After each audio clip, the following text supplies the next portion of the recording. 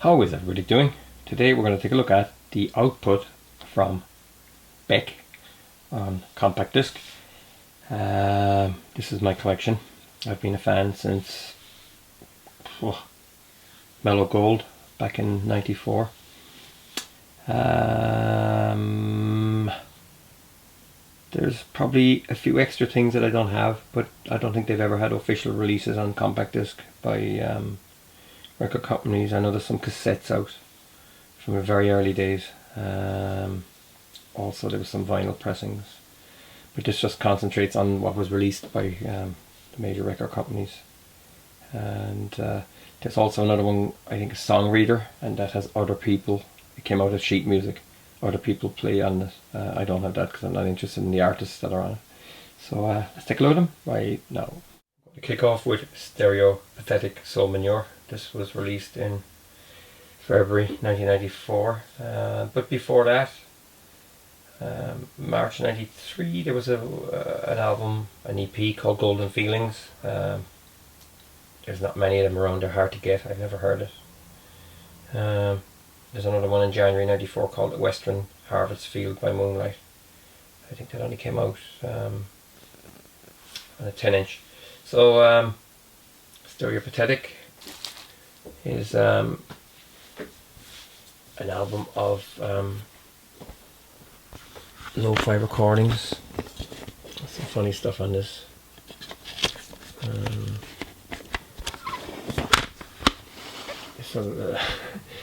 There's a lot of noise and a lot of cassette recordings and stuff like that. But there's one great track here, Rowboat. That's a great track, kind of a country track. There's samples of people talking and stuff as well like that. This wouldn't be for everybody.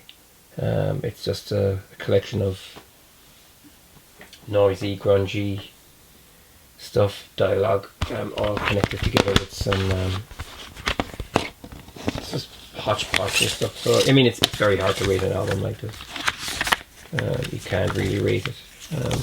Anyone that's ever did any recording or stuff when you're young into a 4-track, you could probably come up with stuff like this.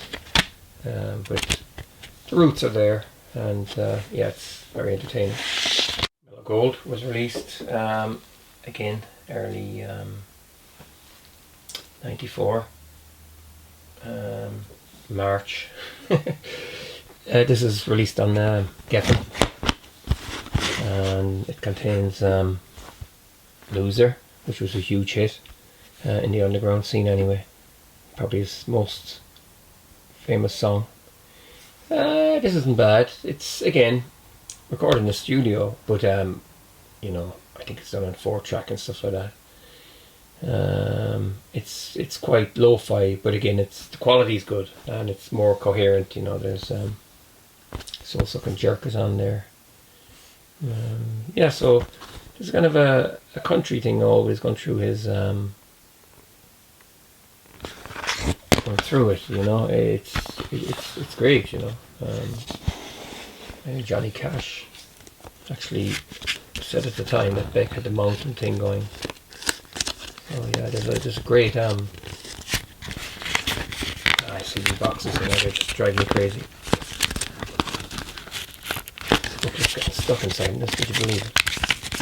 Oh, this is one of the worst. Jewel cases are just a joke. So yeah, produced by Beck and Tim Rothrock, Rob Schneff and Carl Stevenson. There's some samples and stuff on here as well. But this was a breakthrough. And all the hipsters started listening to this. If you were listening to Nirvana back then, you would have probably got a kick out of Beck. One Foot in the Grave came along in the summer of '94. Again, released on a different record label, K Records, I think. This is more of an acoustic set, very bluesy, very kind of folky and backwoods. There's also some drums and bass on it as well. It was recorded between October '93 and January '94. In some basement somewhere. It's not bad, you know. It doesn't really have any great dynamics or anything like that. Just a bunch of slackers playing acoustic and electric guitars out in the woods. This is the expanded version that came out in 2009. This has got some extra tracks on it, more or less the same as what went before. But there's extra tracks, and to be honest, I find that the extra tracks are actually better than the original album tracks. It's On Your Mind is on there, Whiskey Can Can, Mattress, what else was on it? Feather in Your Cap, One Foot in the Grave. The extra tracks are better. They're a little bit, they're definitely better tracks. So, I mean, he probably had a lot to choose from at the time. Au Delay from 1996. I bought this when it came out. This is the album that probably put him on the international circuit. And it contains samples from nearly every song you've ever heard. It is cool as well. It's aggressive. Devil's Haircut, Hot Wax, Lord Only Knows. The New Pollution. It's got a kind of beat on it like Taxman by the Beatles. Jackass. It's a great track as well. I think it samples Van Morrison's song. Where It's At. That's a great track. Very hip hop flavour going through it. It's a good album. And this is the original one with the extra track. And the powder blue tray. He was kind of like untouchable by this stage because he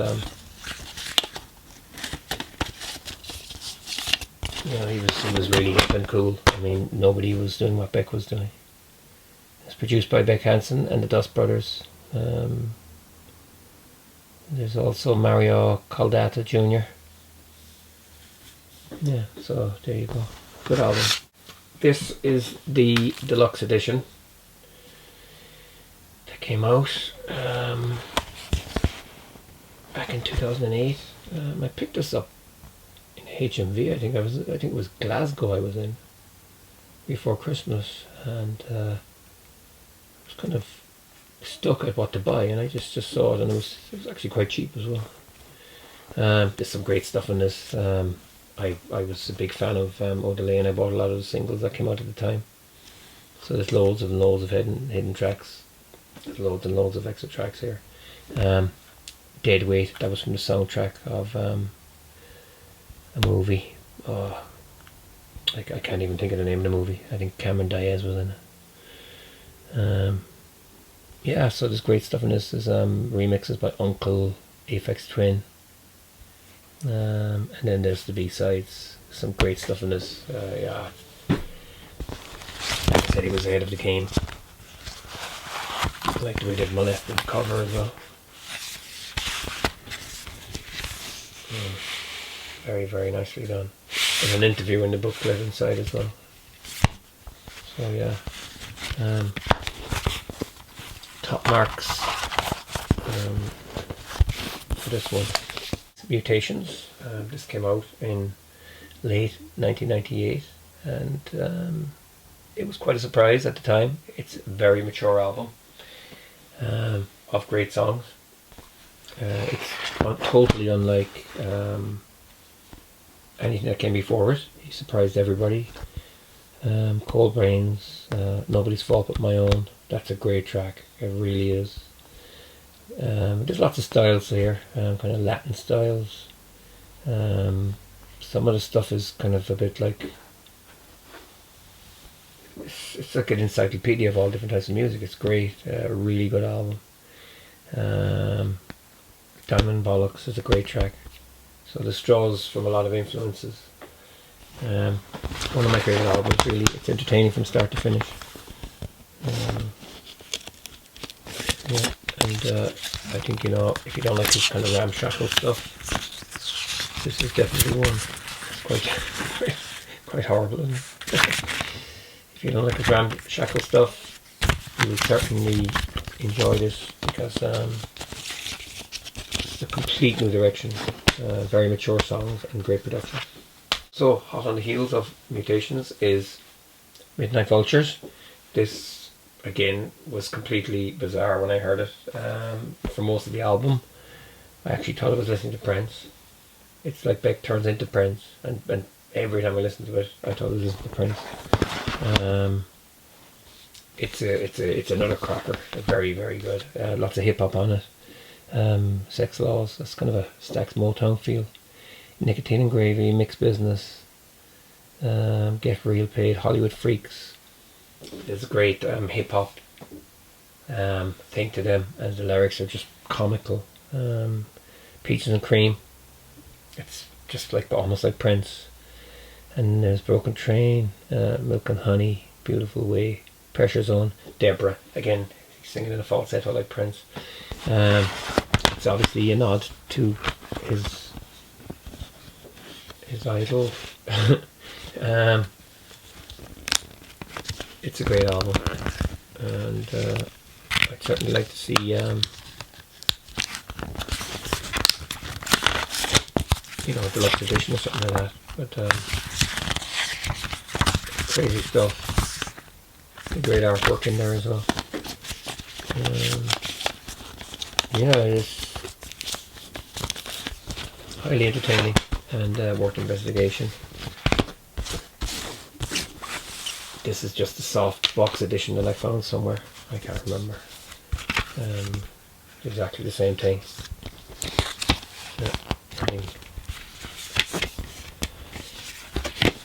Just a digipack, they call them in the business.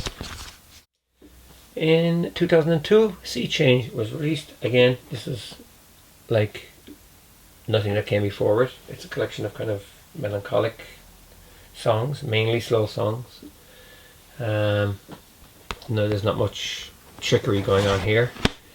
The Golden Age, Paper Tiger, that's fantastic. There's some nice string arrangements, which evokes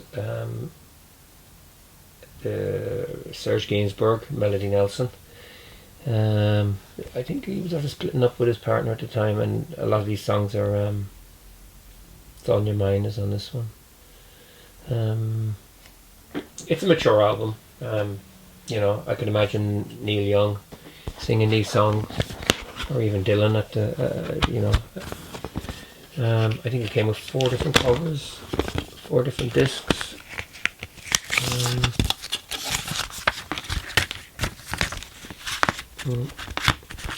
Yeah, this is a shift towards something more mature. At this stage he was being cited by some of the great songwriters of this generation. Next up is 2005's Crayol. I think Crayol is Spanish for blonde, I think.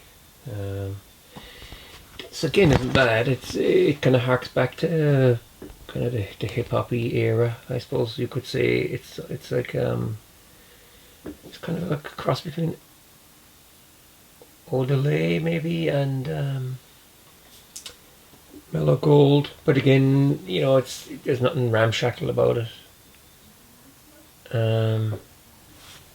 So yeah, I enjoyed this when it came out. There's also a deluxe edition that comes in a white box. I had to send away for this one so I could make the video. I have it on vinyl. Yeah, it's good. I like Earthquake Weather. It's great, and it's entertaining. Maybe the album is a little too long. Like a guy like Beck is probably making a lot of music all the time, and yeah, I wouldn't say it's his best album, but it's still a strong album. Guerolito, it's just a remix companion to Guero. It's got remixes by Dizzy Rascal, Air, Ad Rock. I had to send away for this one as well. It only cost me £2. It just came today. I have the vinyl. So yeah, there's some nice stuff on this. Interesting remixes. And then the songs are called different names. But yeah, it's it's cheap. It's worth buying. Right, in 2006, the Information was released. Now, I bought this at the time, and I probably never really warmed to it.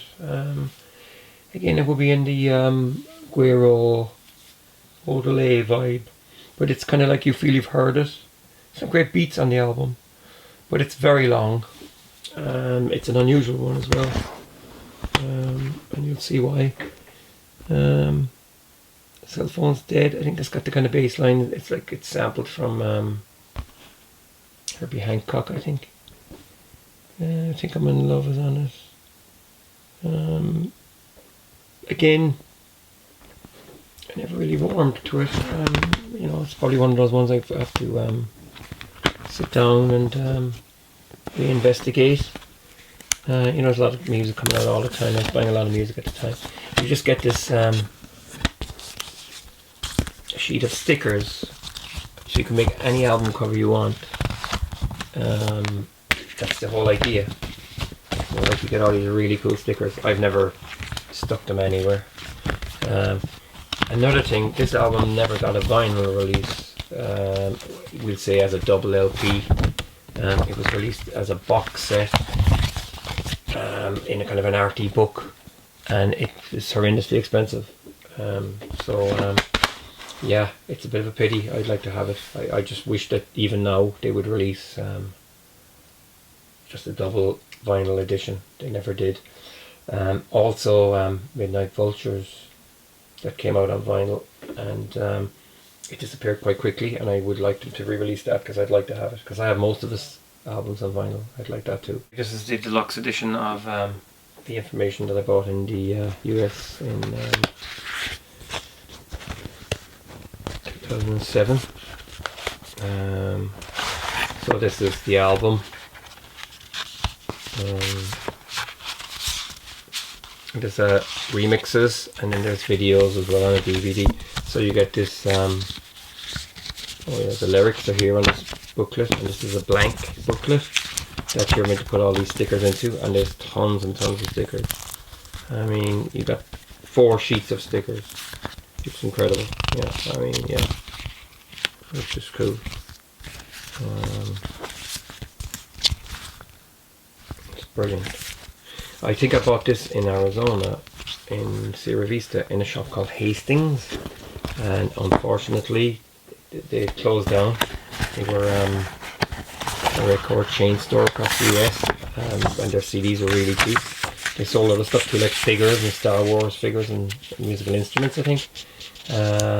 They were fantastic. I used to always head out there and buy CDs. Some CDs are only $2 or $3, but they were fantastic, and I heard that they closed down, and I was kind of gutted. So there, that's it. Like, you get 2 CDs, and there's a disc, a DVD. That's all inside here. So yeah, that's the way that came. Modern Guilt. This came out in 2008. Funny, this was another one that kind of slipped me by. I bought it at the time. I was a bit disappointed with it. It's produced with Danger Mouse, with Beck. Yeah, this is kind of it's like a band effort. It's quite short as well. I think the album is less than 30, or less than 40 minutes. Yeah, it's one of those ones that I don't think I ever got into it, you know. Again, you know, I'm going to pop it on my media player, and I'm going to listen to it. Yeah, didn't ring any bells for me. There was a bit of a gap until this one was released in 2014. Morning Phase. Again, I suppose you could nearly call this Sea Change Part 2. Mature mellow songs, yeah, and they're quite good. It's a nice album. Mature songs, mainly downbeat, When it came out, I was quite impressed with it. But the stuff is good. But again, just go back and give it a spin.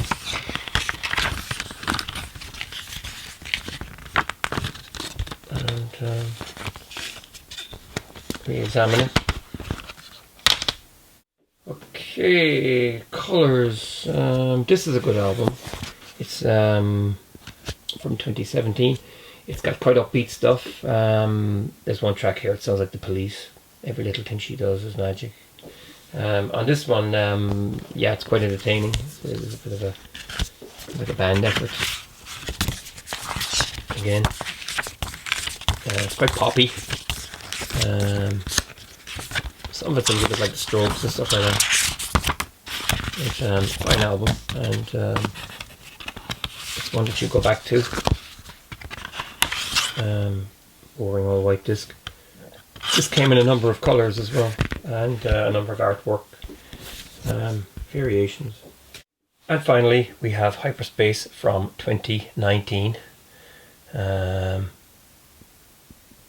Yeah, this is quite ambient, electronic sounding. Nice album cover. Yeah,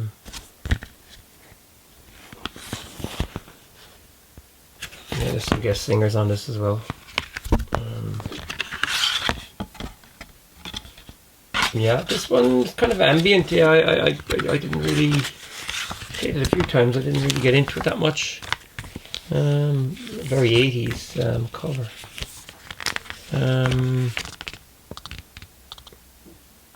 Yeah, there's a track here. There's the different singers, I think, produced by different people as well. Crayol is on here. Yeah, I think there's a vocal on one track by the guy from Coldplay. Yeah, it's a bit ambient, you know, and a bit dreamy, and yeah, go for a different feel here altogether. Yeah, you never know what to expect with Beck, you know. You just never know what to expect.